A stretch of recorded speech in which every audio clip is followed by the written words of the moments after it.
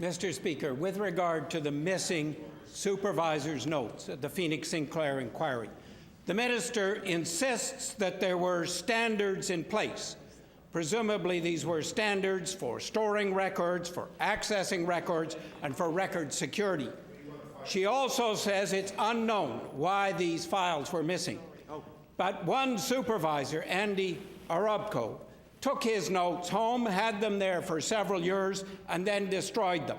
I asked the minister, will the minister tell us which standard this follows, and will the minister today table the standards that she's so referring to earlier on? Thank you very much, Mr. Speaker. Well, clearly, the destruction of notes does not follow a standard.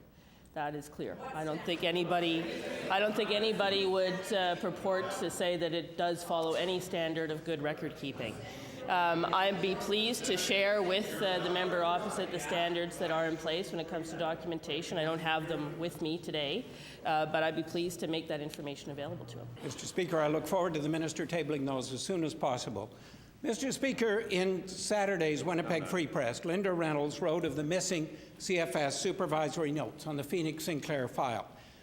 She said, the notes may become the inquiry's version of the infamous 18.5 missing minutes of taped conversation between U.S. President Richard Nixon and his chief of staff used to determine the president's role in covering up the Watergate scandal.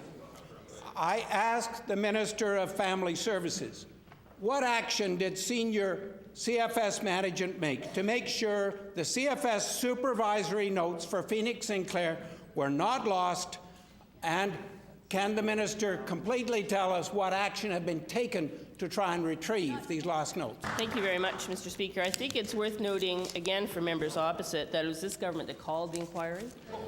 We called the inquiry because we wanted to have a full airing, and it has provided really an unprecedented look at the child welfare system. We have had people testify who worked on the case. We've had people testify who were supervisors of that case.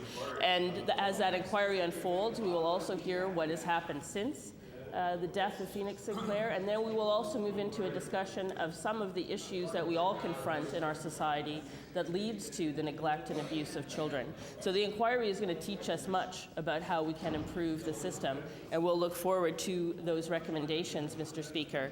As I've said before, the standards that are in place speak to the security and confidentiality of records. Order, please.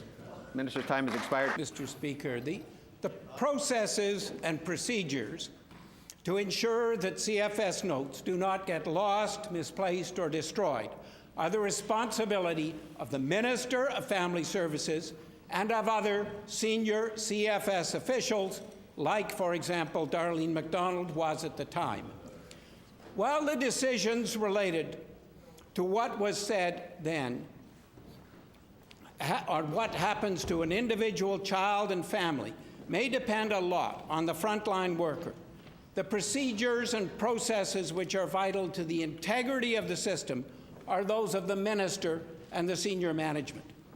And I asked the minister, why is the revolving door of NDP CFS ministers allowed the CFS department to be run in such a way that critical notes of CFS supervisors have gone missing, and the media is now comparing NDP governments to Watergate? Order, please. Thank you very much, Mr. Speaker. You know, I'm not going to engage in the cynicism of the member opposite on this file. We come to work here every day because all of us want to do better for our communities. And I come into my office every day with the heavy responsibility, but the welcome responsibility for making sure that children and families are cared for and protected. And I take that responsibility extremely seriously.